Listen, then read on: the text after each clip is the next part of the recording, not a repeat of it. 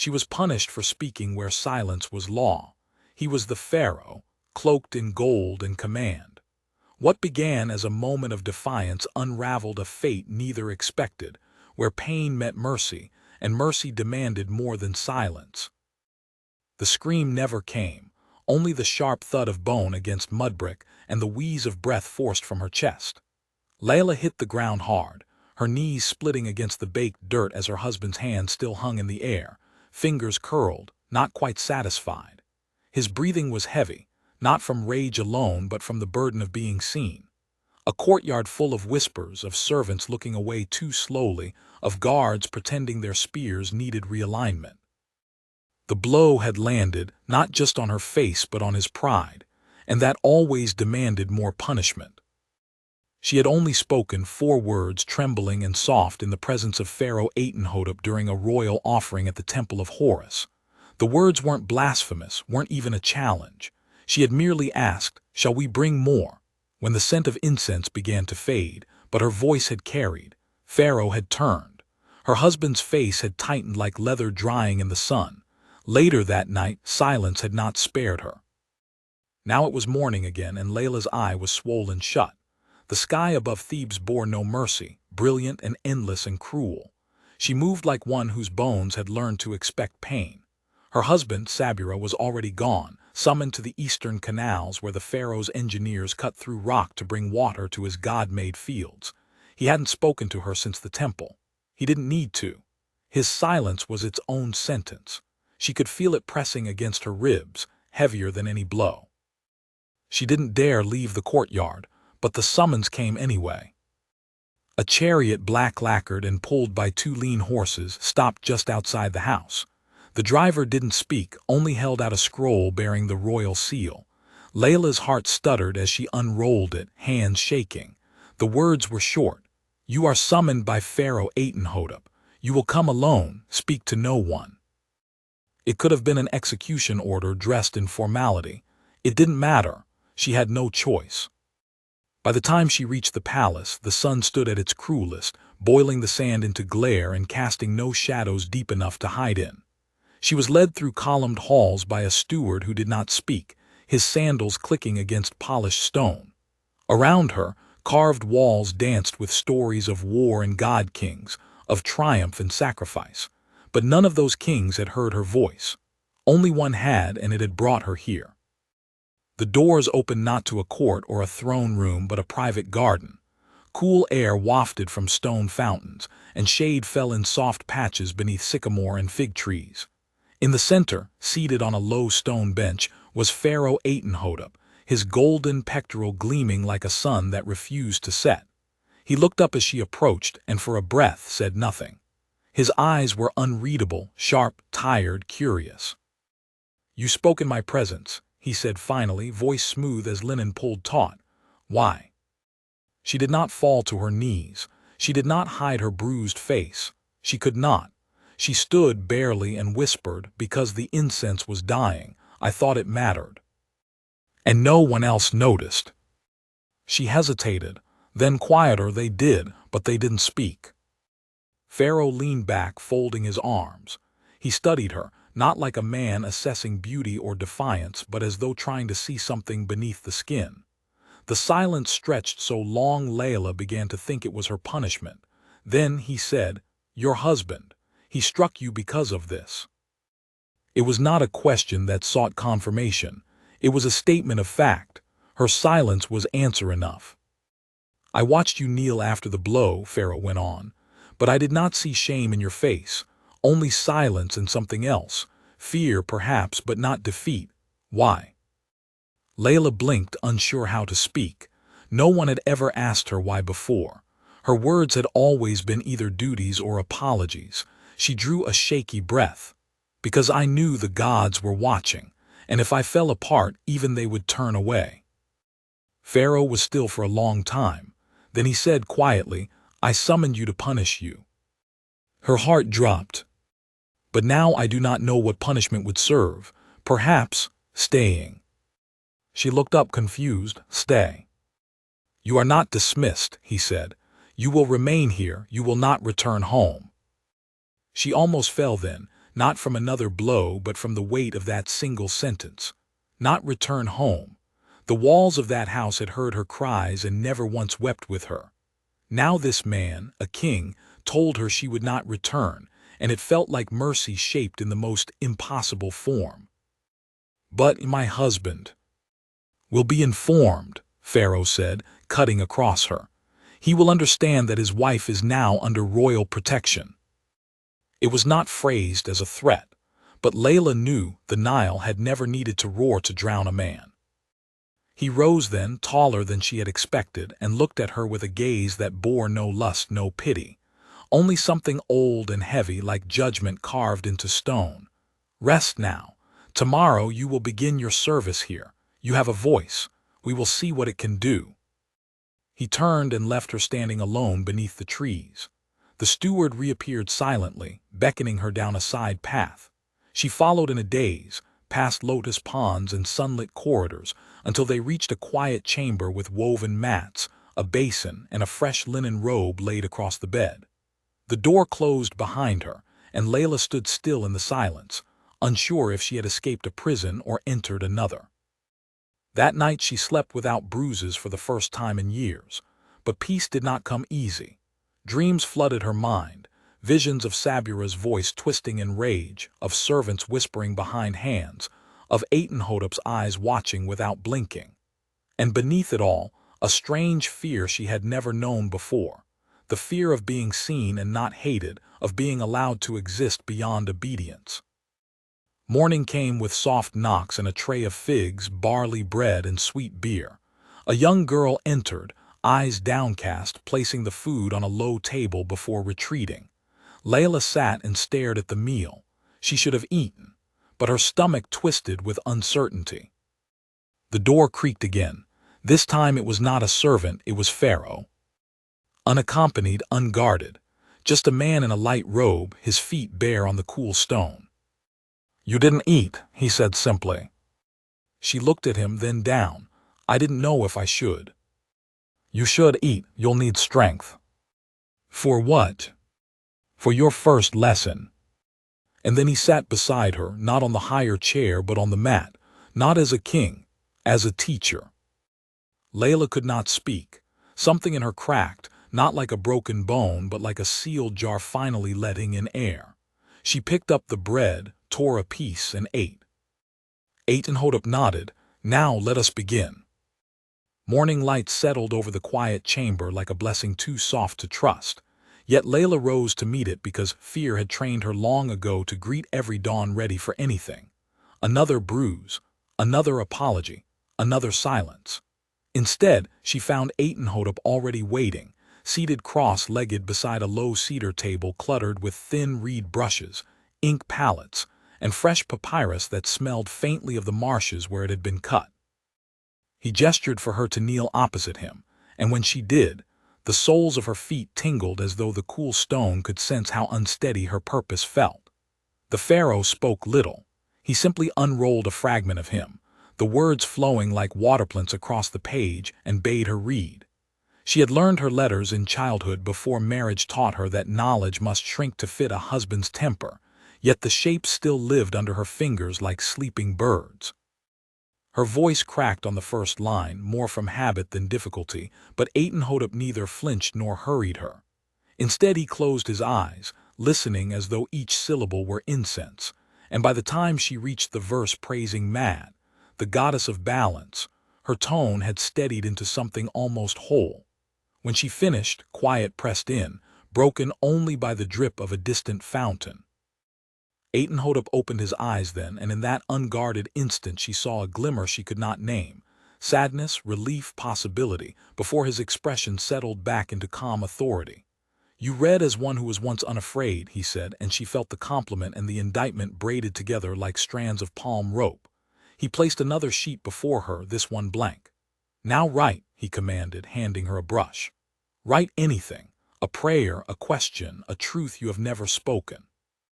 Her hand shook so badly the first stroke bled a dark blot, but she forced herself to continue, forming slow, deliberate symbols. "I am still here." Ink pooled in tiny, glistening beads, and for a heartbeat the words looked fragile enough to shatter, but they did not. Atenhotep inclined his head once, accepting the offering, then rose with the scroll and left her to her thoughts, and it struck her that while Sabura's blows had always ended in darkness, this new trial ended in light so bright it nearly hurt. The steward returned at midday, guiding her through corridors where lotus-carved columns held up painted ceilings, scenes of battles and harvests gleaming in mineral blues and ochres. They passed no other courtiers, as if the palace itself conspired to keep her hidden until she understood her place within its heartbeat. At last, they entered a small library whose clay brick walls were lined with niches packed tight with scrolls bundled by woven cords. The scent of ink and dried papyrus enveloped her like old sun-warmed straw. A single figure waited there, Anan, chief royal scribe, a stooped man whose narrow shoulders bore decades of secrets. His eyes flicked to the bruise still ghosting her cheek, then dropped to the scroll he held. Without greeting, he began dictating in a voice dry as sifted sand. Reports of grain barges delayed by low water, outposts pleading for bronze repairs, petitions from widows of fallen soldiers. Layla's task, he explained, was to copy each summary in her own hand to prove she could both hear and transmute royal burdens. She sat beside him, quill scratching, realizing that every word she inscribed was a pulse of the kingdom itself, needs, threats, hungers. Hours slipped away unnoticed until the slanted sun painted amber stripes across the floor. At last Anan gathered her pages, reading them with an appraiser's care. He murmured approval so soft she almost missed it, then added one final note in the margin, clerk suitable for audience, before sealing the bundle and sending it off with a servant. Layla swallowed. The word audience tasted like a gate swinging wide onto ground she had never dared tread. Dusk cooled the gardens into lavender hush when the steward led her to the women's wing. Here laughter drifted like perfume, silks rustled beyond carved screens, and intrigue prowled beneath every courtesy.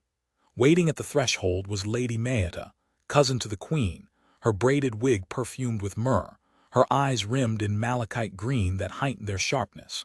She welcomed Layla with a smile that never reached those eyes, fingers brushing the bruise upon Layla's face as though testing the ripeness of fruit. "The Pharaoh collects curiosities lately," Mayetta purred. "One wonders how long each will amuse him." Layla bowed her head, neither agreeing nor retreating, and the older woman's smile thinned. "Be careful," she whispered, voice a needle. "Here, silence cuts deeper than any husband's hand." Then she drifted away on a whisper of linen, leaving Layla to find her chamber by the light of tiny oil lamps flickering like nervous hearts. Far from these scented halls, Sabura stood outside the northern gate of the palace compound, fists clenched, heart pounding louder than the coppersmiths hammering in distant workshops. The guard captain told him the same thing for the third time. The pharaoh had claimed his wife for palace service, and until further notice she was untouchable. Sabura's protest, that Layla belonged first to her husband, that no law superseded a man's household authority, met a blank stare. Only when he cursed the guard under his breath did a spear tilt meaningfully toward his chest, and prudence forced him back into the dust-choked streets. But rage travels faster than caution. By torchlight, he found the high priest of Set flanked by acolytes, incense curling above their jackal-headed statues. Sabura pleaded, voice thick with wounded pride, that the priest speak to Pharaoh on his behalf. The priest listened with the patience of stone, then replied that Set thrived on storms of the heart, but even storms bow to the sun. If Atenhotep had claimed Layla, any opposition would need to be stronger than sunlight. He offered Sabura a ritual of plea, but the price, a hefty donation of barley and copper, was beyond the canal workers' reach. Sabura left humiliated, yet humiliation fermented into something harsher as he wandered alleys where rumor dripped like stale wine from tavern doors. Some whispered the pharaoh was bewitched by a common woman's beauty, others insisted she carried a prophecy, still others predicted she would not survive the week. Each tale fanned Sabura's fury until it burned with purpose. He would free his wife, by blessing or blade. Within the palace Layla slept fitfully, dreams fractured by memory. She was a girl again, learning star names on her father's rooftop until Sabura's shadow fell across the sky, blotting it bit by bit like an eclipse. She woke before dawn, throat tight, and found a clay tablet on her table inscribed with 3 simple commands. Attend morning council. Speak only when addressed. Bring no fear. Her fingers traced the final instruction longer than the others. Fear had been her truest companion. Releasing it felt impossible, like asking the Nile to forget the moon. When she entered the council chamber, sunlight already slanted through high lattice windows, illuminating a semicircle of advisors, chief priest, high general, treasurer, scribe Anan, and at their center Atenhotep, seated on a low throne of ebony inlaid with electrum lions that caught the light and hurled it like fire. Layla stood at the edge, head bowed, until the pharaoh gestured. She stepped forward, heart hammering. Discussions flowed around irrigation channels silting too fast, grain stores threatened by mold, Nubian traders delayed upriver. As voices tangled, Layla noticed Anan's earlier report had inflated numbers to hide missing grain. Without thinking she spoke, one sentence, clear. If we open the western granaries, we will feed the mold as well as our children. Better to move stores upriver where the flood recedes slower. The room fell silent, all eyes fixed on her. Atenhotep raised an eyebrow, not in rebuke but interest. Explain, he said. Her pulse thundered, but words came. She had overheard boatmen complaining that fish nets caught only rot near the storerooms. That smell meant moisture, moisture meant decay. Move the grain now, save half a season's harvest. When she finished, the treasurer coughed, the general frowned, but Anan nodded once, grudging yet firm, verifying her logic. Atenhotep turned to the chamberlain. Issue orders to shift the stores by nightfall. See that it happens. No praise, no smile, just acceptance. Yet acceptance from a pharaoh felt larger than any acclaim she had ever imagined. Outside the chamber, a man waited in shadowed colonnade, Menes, cousin to the queen and commander of the city watch. He had witnessed Layla's intervention, and behind polite applause he smelled upheaval. Influence, like gold dust, drifted toward whoever pleased Atenhotep, and this stranger had tilted the scales within a heartbeat. Menes was a strategist. He knew new pieces created new dangers. That evening he visited Sabura in a tavern reeking of beer and sweat. He sat uninvited, ordering wine on the palace account, and spoke with the softness of silk drawn across a blade. He told Sabura that Layla's presence at court threatened to birth factions that would crush small men under their wheels. He painted Atenhotep as a deceiver who would discard her once her novelty withered, leaving her ruined and Sabura dishonored. For those willing to right such injustice, he said, paths could be cleared. All that was needed was a sign of resolve, a single act proving Sabura's authority over what was rightfully his. Menes slid a bronze-hilted dagger across the table, its blade dull to the eye yet sharp enough for purpose. He did not mention that should Sabura accept and cling to vengeance, the fallout would weaken Atenhotep, perhaps enough for Menes to ascend. He did not need to. Some seeds grow in silence. Sabura stared at the weapon long after Menes vanished into the night. That same night, moonlight silvered the palace corridors where Layla wandered unable to sleep, feeling the palace breathe. Marble tiles cooled her feet, faint harp music drifted from distant chambers, and the river's scent floated in through lattice screens. For a moment she let herself imagine a life unbound by fear. Mornings spent reading hymns beside ink-stained tablets, afternoons advising the most powerful man in Egypt, nights dreaming without flinching. She almost smiled. Then a shadow slid across the far end of the hallway, quick, purposeful, carrying a hush that felt too heavy. Layla froze, senses straining. The shadow paused as though listening to her heartbeat. A torch guttered and the corridor plunged into deeper gloom. She took a step back, pulse racing. Soft leather scraped stone. Someone moved toward her unseen. Her breath caught. She turned to run, but another figure blocked the way, a silhouette tall, familiar, rage-etched. Sabura. His voice, low as the growl of a jackal cornered, reached her. You belong to me. Between them, moonlight glinted on bronze. The blade caught the moonlight like a promise, its edge dull only to the eye. Sabira held it in one hand, the other clenched at his side as if bracing for the weight of the moment. Layla didn't move, not because she lacked fear, her body was a drumbeat of it, but because she knew instinct alone wouldn't save her. Sabira had tracked her into the Pharaoh's house with nothing but wrath for a compass, and men like that didn't listen to screams. They listened only to power, or silence that spoke louder than sound. The corridor held its breath. Behind her, past another row of painted columns, servants laughed quietly over spilled dates in a kitchen chamber, innocent and unaware. If she ran, she might reach them, but she also might die trying. Sabira stepped closer, eyes shining with something wild, not grief, not love, but the fury of a man who had never imagined he could be left. "You stand in silk halls," he hissed, "but I know you. I own the bones beneath that linen." Her voice came low, steady despite the quaking in her knees. "You never owned anything but your own fists, and now even that is slipping." He surged forward, raising the dagger. In that blink, when time felt thin and loose, Layla didn't retreat. Instead, she moved in. One step, just one. Her voice dropped to a whisper sharp as any weapon. "If you strike me, Sabira, you will die. Maybe not by the Pharaoh's order. Maybe not tonight. But the gods see everything, and Ma'at weighs every heart." For the first time, doubt rippled across his face. His grip faltered just slightly. Enough. From the side corridor, heavy steps thundered forward. Two palace guards burst into the hallway, spears drawn, summoned by a servant boy who'd heard a voice raised in threat. Sabira turned too late.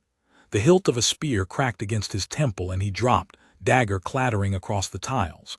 The guards seized him, dragging him upright as he cursed and spat, but Layla didn't move to stop them. She only watched as her past bled down his temple and pooled at her feet. She didn't see Atenhotep approach, but suddenly he was there behind the guards, robes dark and still as a funerary veil. He looked at Sabira, then at her, and something unspoken passed between them. No shock, no outrage, just the acknowledgement of a path reached too soon. "Take him to the holding quarters," the Pharaoh said. "He will answer to the law, not his temper." Sabira's eyes never left hers as they dragged him away, and she felt no triumph, only the hollow echo of a war survived. In the quiet that followed, Atenhotep remained. His voice, when it came, was quieter than the river. "Why did you not cry out?" Layla met his gaze. "Because I've learned cries are wasted on men who don't hear, and I knew your walls would carry my silence louder than any scream."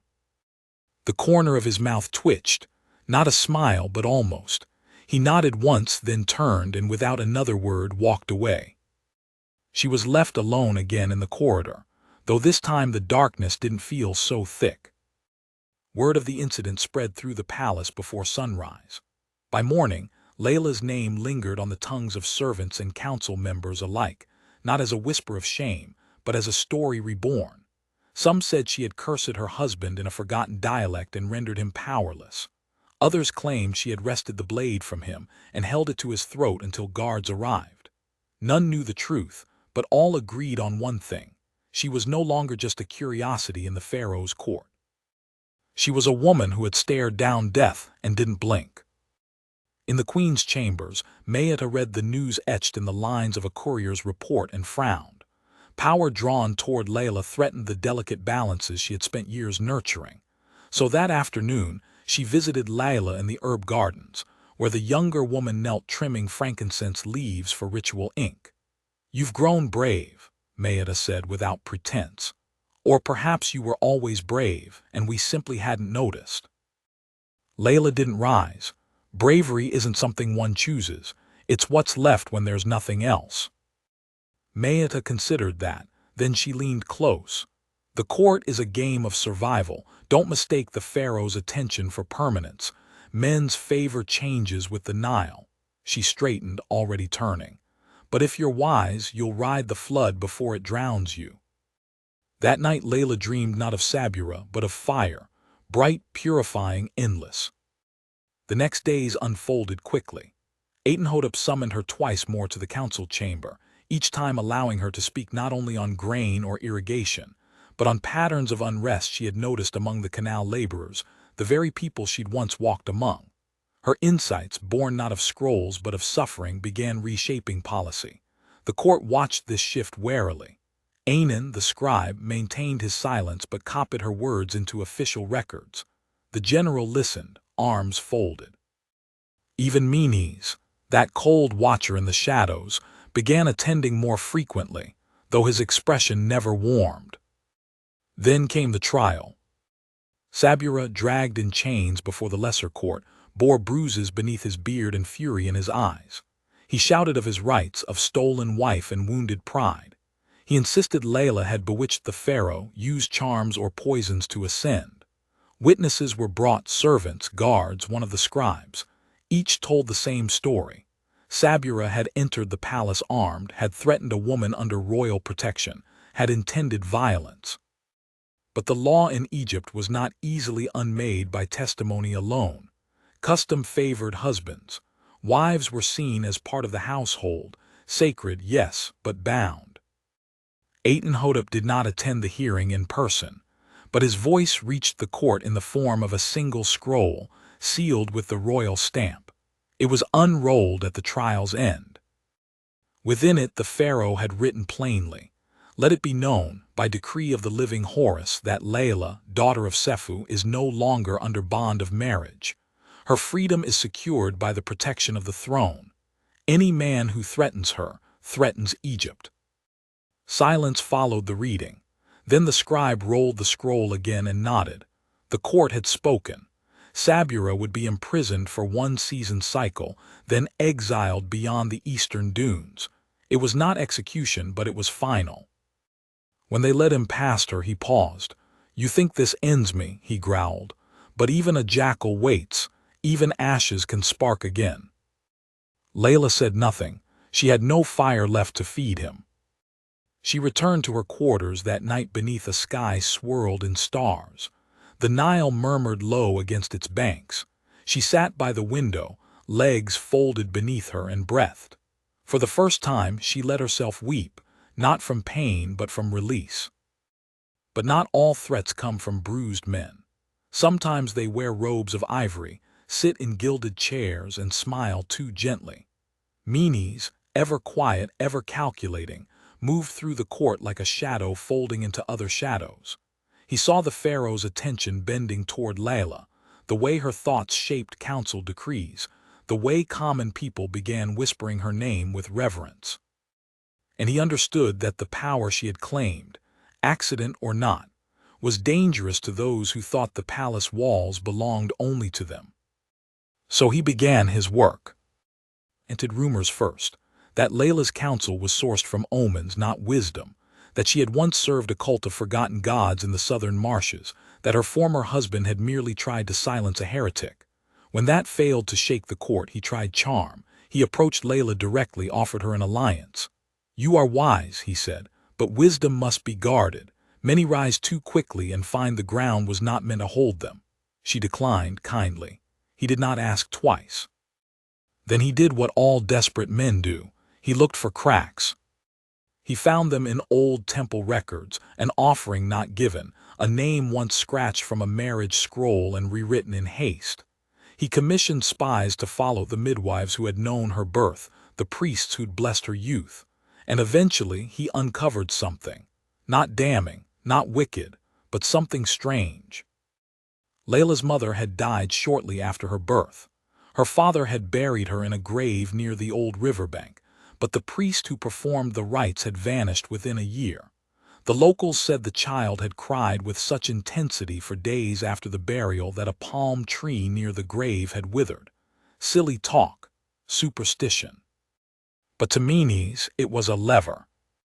He brought this tale to Maeda, who still watched from the queen's wing. Together they shaped it into a question.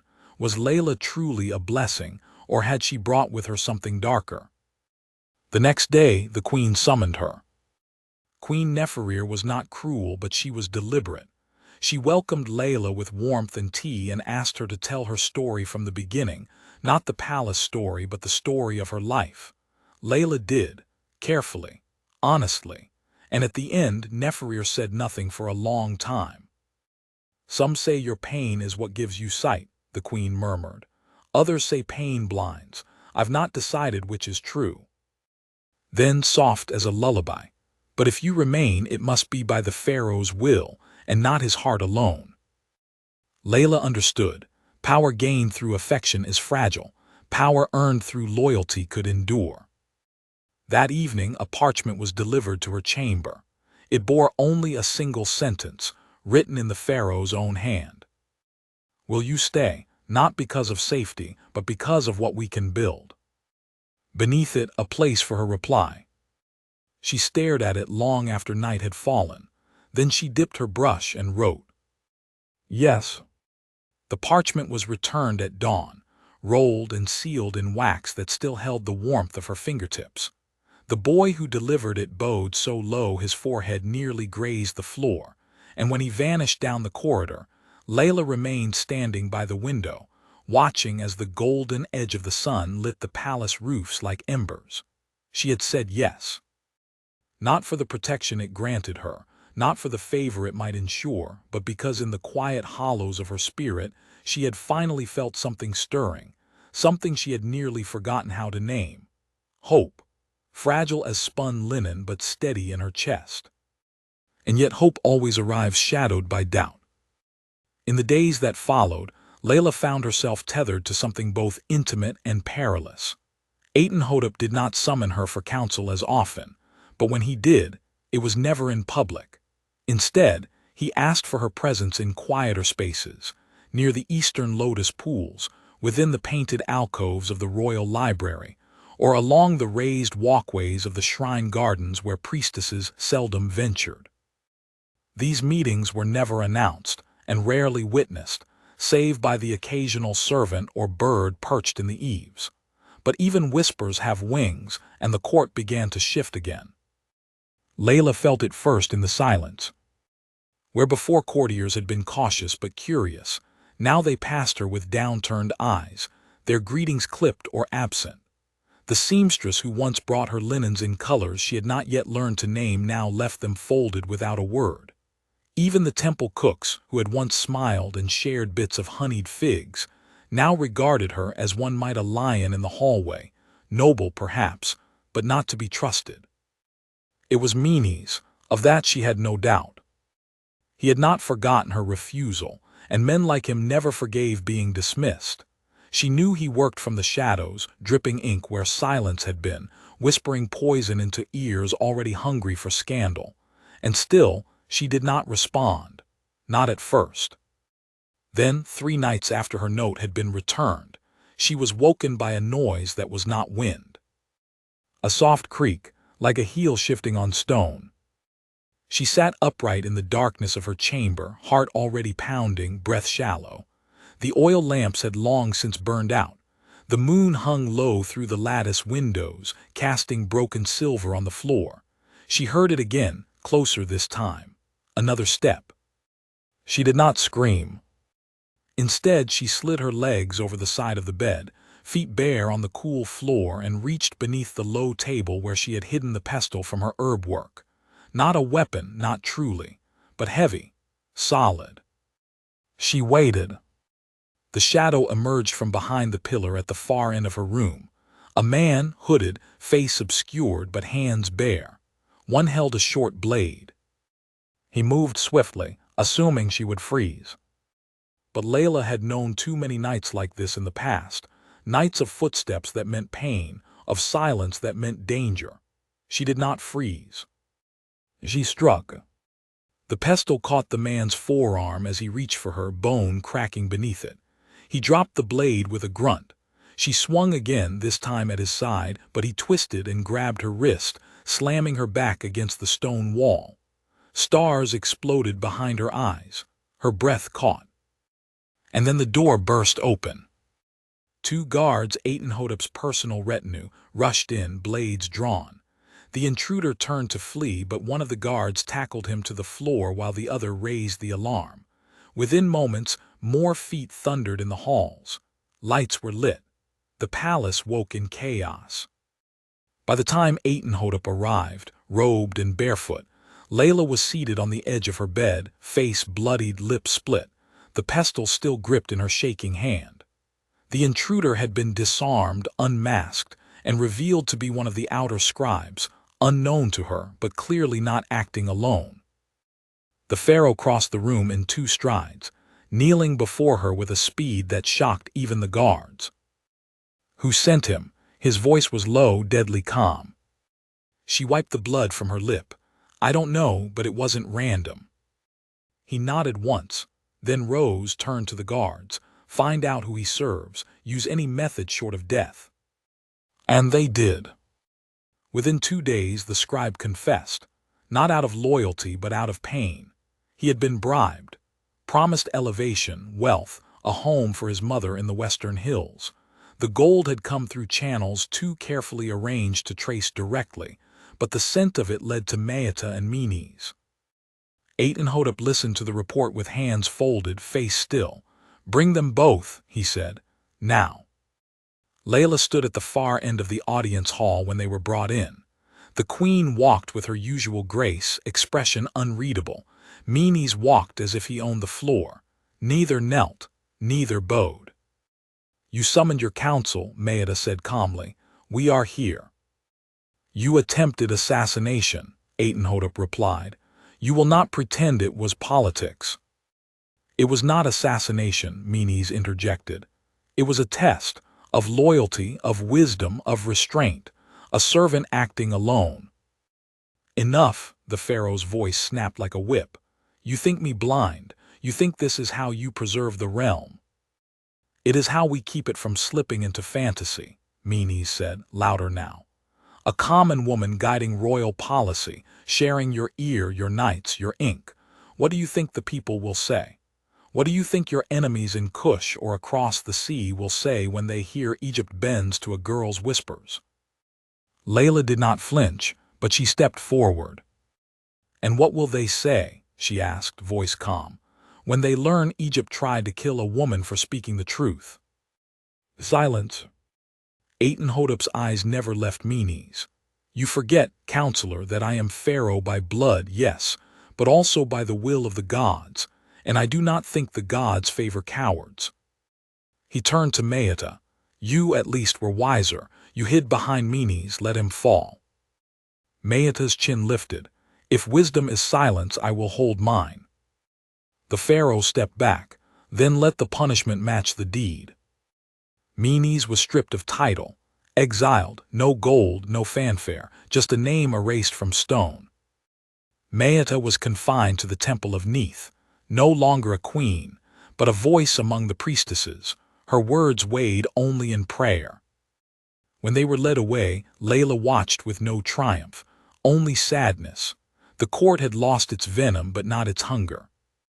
In the weeks that followed, she remained close to the Pharaoh, yet not his possession. She chose her presence carefully. She returned to the people, visiting the canal workers, sitting with midwives, tending herbs with the old women who knew every leaf's secret. She did not wear gold. She did not accept jewels, but she did accept stories, offered them in turn. A girl approached her one afternoon, barefoot, eyes wide. She had heard the tale, the one about the woman who once was beaten for speaking and now walked where even nobles feared to tread. "Is it true," the girl asked, "that the Pharaoh asked you to stay?" Layla smiled. "Yes, but I stayed because I chose to, not because he asked." The girl nodded, as if that made sense, and ran off, the hem of her linen dress fluttering like wings. But peace is never without storm. One night, Atenhotep summoned her not in the quiet gardens, but to the war chamber. Maps spread across the table, lines drawn, stones placed to mark troops, trouble in the north, raiders from the desert clans, unrest near the trade posts. He asked for her counsel not on harvests or hearts but on defense. She gave it. And that night, for the first time, he spoke plainly. "You've changed this palace." She met his gaze. It needed changing. "And now I ask something more," he said, stepping closer. "Not just your mind, but your hand, as consort, not in title alone, but in truth." The words settled like dust after a sandstorm. She did not answer right away. Because even now, even with all she had gained, the weight of such a role was not light. It would mean eyes always watching. It would mean never again being anonymous. It would mean wielding power not just beside the throne, but within it. So she looked him in the eye and asked, "Will I be free even if I say no?" He smiled. "You are already free, Layla. I only hope to share in that freedom." She reached for his hand, not as a servant, not as a saved soul, but as a woman who had found herself among ruins. And the war drums began to beat again in the far corners of the empire. She did not sleep that night. The war chamber emptied slowly after Atenhotep's quiet proposal, each general bowing low, each advisor speaking less than they normally would, their eyes never quite meeting hers.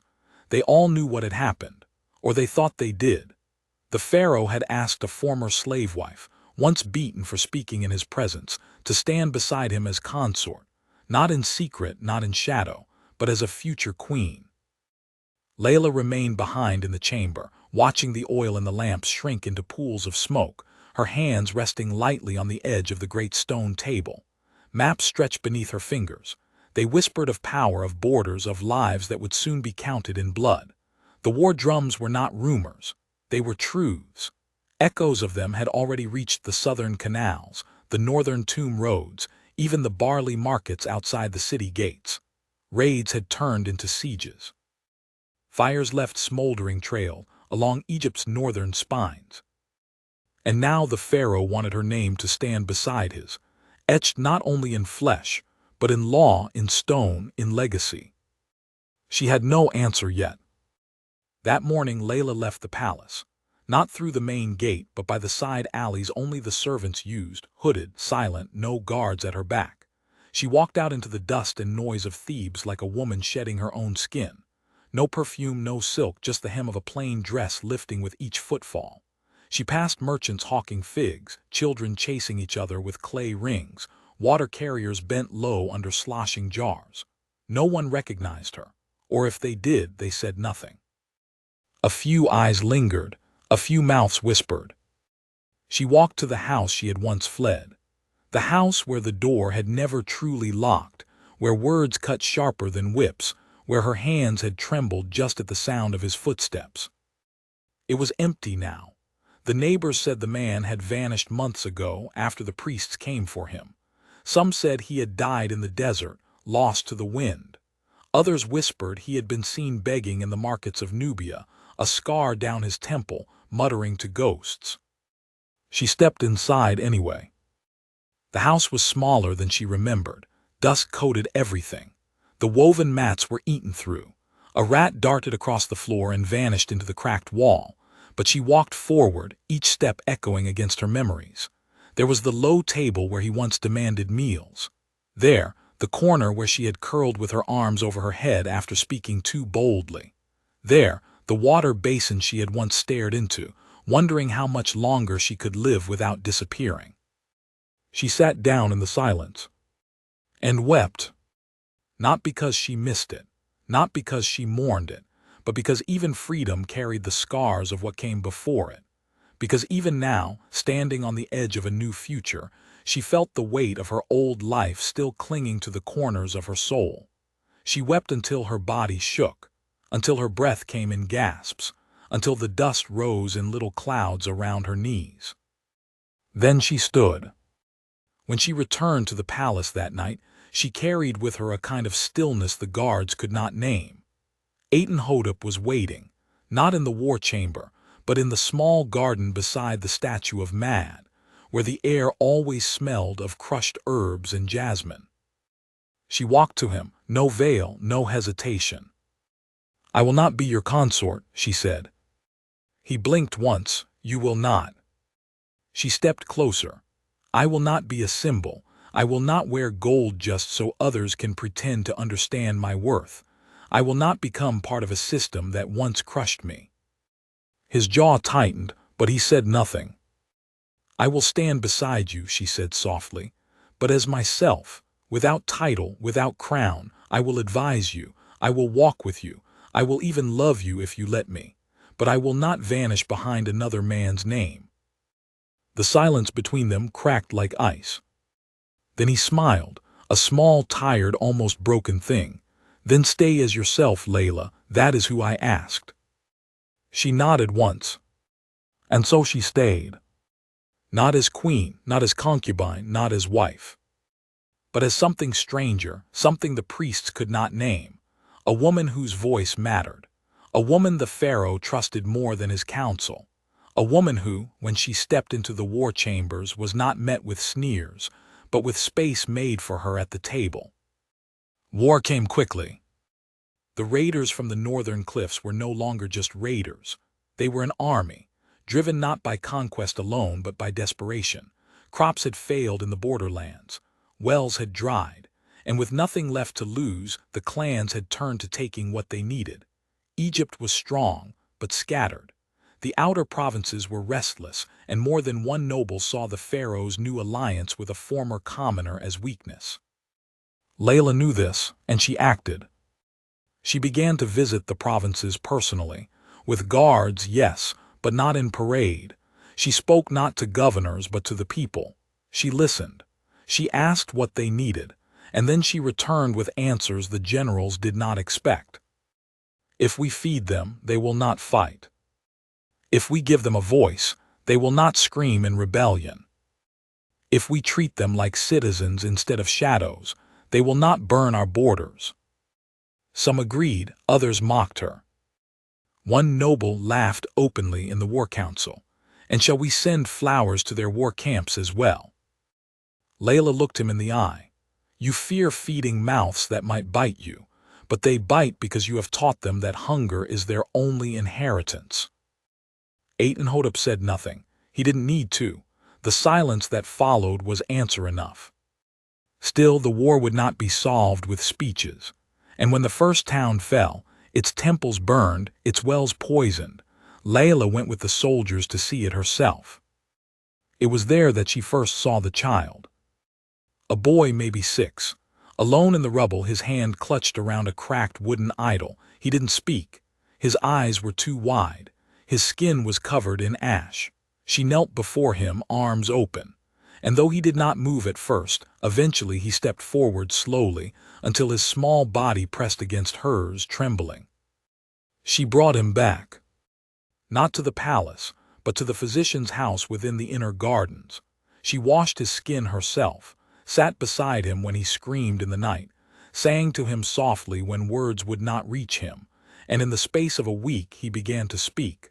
Only a few words at first, but they were enough. "Fire," he whispered once. "Mother, gone." She held him until he slept again. When the generals returned from their latest campaign, 3 victories, 1 loss, they found Layla in the library, teaching the boy how to read from a scroll. "You have the ear of the Pharaoh," one said carefully. "Why waste time with orphans?" She looked up. "Because someday the war will end. And when it does, we will need more than swords. We will need voices that remember why peace matters." The boy looked at her, confused, but her hand on his shoulder made him still again. Word spread. Soon others came, children orphaned by the war, wounded soldiers too broken for battle, widows with nowhere left to go. Layla did not turn them away. She found homes for them within the city. She taught them. She listened. She healed what she could. And the people began to call her something new. Not queen. Not consort. But the heart of the South. Even her enemies could not deny it. But hearts, even strong ones, can be broken. One night, as Layla prepared a salve for a girl with a burned leg, a messenger came to her with trembling hands. "There has been an attack," he said, "not from the north, from within." The council chamber, a fire set deliberately. Atenhotep had been inside. She did not wait.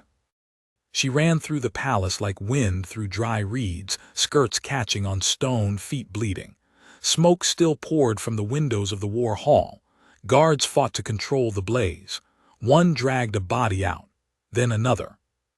She dropped to her knees beside the first. "Not Atenhotep." The second still breathing, barely. It was the Pharaoh. His face was burned, his hands blackened, but his eyes opened when she called his name. She took his hand, pressed it to her cheek. "Stay with me," she whispered. He tried to speak, but no sound came. The healer arrived minutes later. But by then, Layla had already made a promise, silent, deep, unbreakable. If he lived, she would not rest. And if he died, she would not forgive. The palace trembled not from sound or sword, but from silence. It was the kind of silence that settled over a place before history took its next breath. That afternoon, the heat clung to Thebes with an unusual heaviness, and even the servants moved slower as if weighed by some unseen pressure. Layla stood alone in the western colonnade, reading the message for the 5th time. The scroll's parchment was clean, crisp, its ink fresh and penned with a careful hand. The language was neither royal nor foreign. It was precise, measured, elegant. No bluster, no threats, just a claim. A voice from the desert brings prophecy. The gods are not finished with Egypt. Lay down your crown or meet her gaze. She calls herself Merit, and she walks with no army. The words scraped at something in her chest, not fear, not confusion, something older, deeper, as if her soul, which had already been torn and reforged so many times, now recognized a new edge forming against it. The throne room had been rebuilt since the collapse, pillars re-etched, banners restored, gold polished until it shimmered again. Atenhotep had returned to it slowly, first with a cane, then without. And though his body still bore the marks of illness, his voice had begun to carry weight again. But it was not him they turned to now in crisis. It was her. The ministers, the generals, even the servants who used to avert their eyes now watched her when difficult decisions were named. She found him waiting, seated beneath the carved vulture wings. He looked up as she entered. "I suppose you've read it," he said. "I've memorized it." "Do you believe it?" "I believe someone thinks they were sent by the gods. Whether the gods sent them remains to be seen." He nodded slowly, tapping the end of his staff against the dais. "You've seen what happens when men claim divine purpose. Wars, fire, collapse." "This is different," she said. "She walks alone. That's what makes it dangerous." Layla met his gaze. "Then I'll meet her." Atenhotep frowned. "You've faced rebels, liars, beasts, but prophecy, that's another battlefield."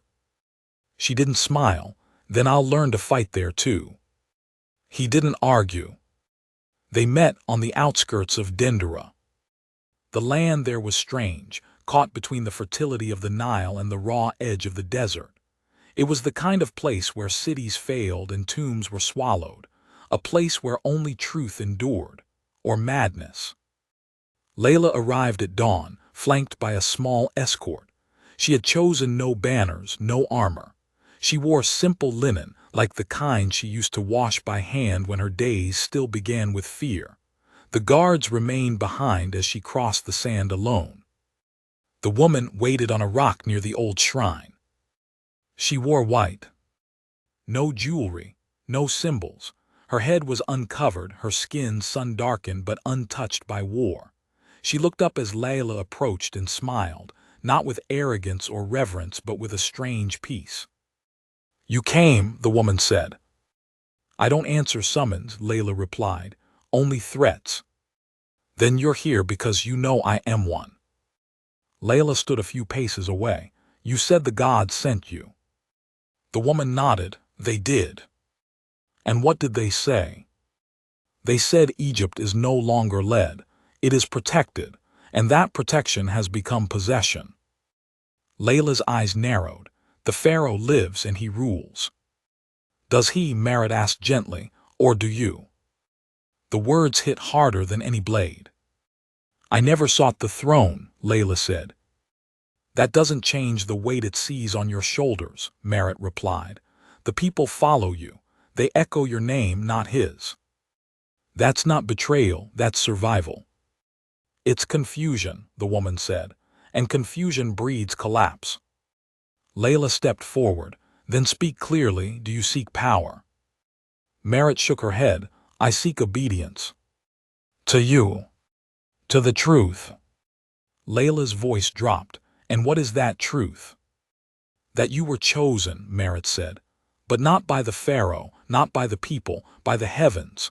And you've buried it beneath loyalty and fear. The wind stirred between them. The silence returned, the heavy, unbreathable silence that pressed against Layla's ribs. She stared at Merit. Why now? Because now you're ready. I'm not a priestess. I'm not a god. No, Merit said. You're something rarer. You're someone who bled for others. You're someone who could have run but stayed. The gods don't want a figurehead. They want a fire. Layla looked away toward the horizon. And Atenhotep. Merit's voice softened. He will find peace. He's not a tyrant. No, but even the kindest kings can't outrun time. Layla turned back to her. You want me to steal the throne? I want you to answer what was already asked of you. A crown isn't made of gold. It's made of burden. She should have refused. She should have walked away. But in her heart, in the space where her pain and her purpose had long blurred, something shifted. And she said nothing. That night she didn't sleep. She returned to Thebes without ceremony. She passed through the city like a ghost. The people bowed. She didn't see them. She saw only questions etched into every gaze. She saw the way mothers clutched their children tighter, the way old men whispered in the shade, the way even the birds circled slower over the palace. Atenhotep waited in the great hall, alone. He did not rise as she entered, but his eyes followed her like he already knew. You met her, he said. I did. Does she want your loyalty? No, Layla answered. She wants my voice. He exhaled. And what do you want? I want peace. And what does that mean now? She looked down. It means I have to choose. He nodded, then choose. The words weren't bitter. They were tired, honest. Will you fight me? She asked softly. No, he said. I would only lose. Tears filled her eyes, not from triumph, but from the unbearable weight of his kindness. You saved me, she whispered. No, he said again. You saved yourself. I only gave you time. She crossed the space between them, knelt at his feet, not as queen, not as prophet, as the girl he had once spared, as the woman he had helped carry toward her truth. I'll protect them, she promised. I know. He placed his hand gently on her head. And that night he abdicated. The coronation was not like others. There were no banners, no parades, no golden flood across the steps. There was only the sun. There was only Layla. She stood before the people in linen robes, barefoot, her hair bound in silver thread. She said nothing for a long time. Then she spoke. I am not a god, she said. I am not blood-born, I am not perfect, but I have walked where you walked. I have hurt where you hurt, and I will bleed before you bleed. The crowd bowed not because they were told, but because they believed. In the crowd, Merit stood, unseen, and turned away. Her purpose fulfilled. Years passed. And Layla ruled not with force but with clarity. She did not erase what came before. She honored Atenhotep in every festival. His tomb, when he passed, was the highest, the cleanest, the most visited. The people never forgot what he gave, but they also never stopped following the woman who taught them to stand. And deep in the palace garden, behind walls of stone and green, Layla sometimes sat alone. She traced the scar behind her shoulder, the mark left by a man who thought love was control. She closed her eyes and remembered the day she found her voice again. The day the Pharaoh asked her to stay. And she did. Not as a guest, but as Egypt's beating heart. The end.